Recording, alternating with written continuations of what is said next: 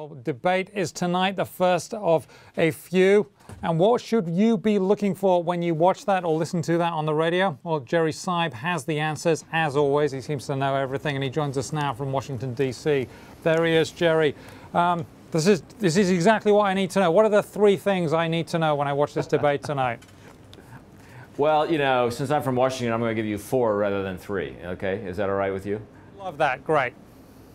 Okay. So go for it. First thing I think we should watch for is how aggressive Mitt Romney is. You know, is he going to be presenting his case or attacking Barack Obama's case? You know, he's clearly the guy who's got to make up some ground here. This is a big opportunity for him, but he also needs to not appear dislikable, unlikable, and so he's got a balancing act. How tough will he be is the first thing that I will watch out for.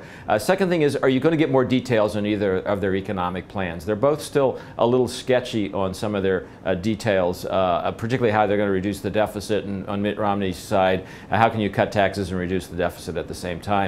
It'll be interesting to see if they flesh out those in this economic focused debate tonight or not. Third, I'm kind of curious how much this 47% tape comes up, whether President Obama raises it or whether Governor Romney thinks he has to raise it to defend what he was saying, because it's now become part of the campaign dialogue.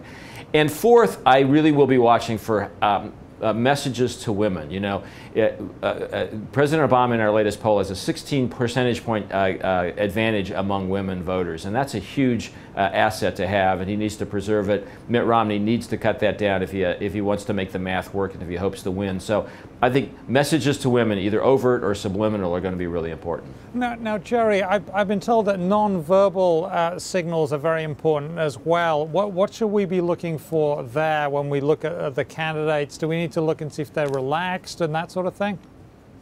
Well, I think relaxed, and are they actually looking at each other and interacting with each other? And also, you know, you want to appear aggressive and tough without appearing angry. And you know, anger is sometimes in the eye of the beholder. But I think, you know, particularly for President Obama, he has a history of kind of you know, responding to criticisms with kind of like more in sorrow than anger kind of an approach. Will he be able to maintain that? Will Mitt Romney be able to get under his skin? Because one of the other things that's happened over the years with President Obama is he can get a little irritable, he can get a little condescending. I'm sure that Mitt Romney's goal is to try to bring out those things and to get under his skin a little bit. That's not easy because he's a pretty cool customer.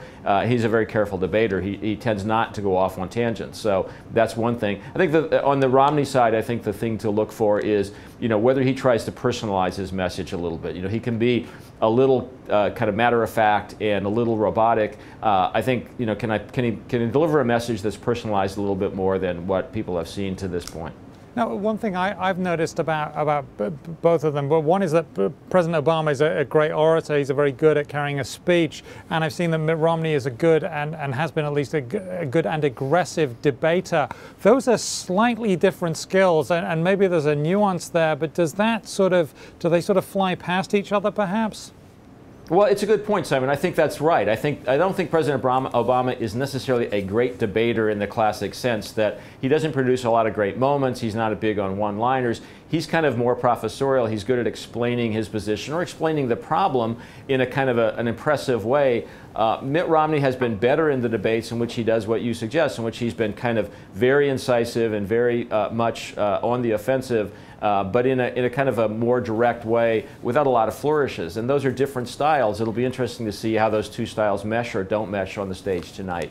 Okay, well, we shall see. Thank you very much, Gerry Seib of the Wall Street Journal. Great insight as always.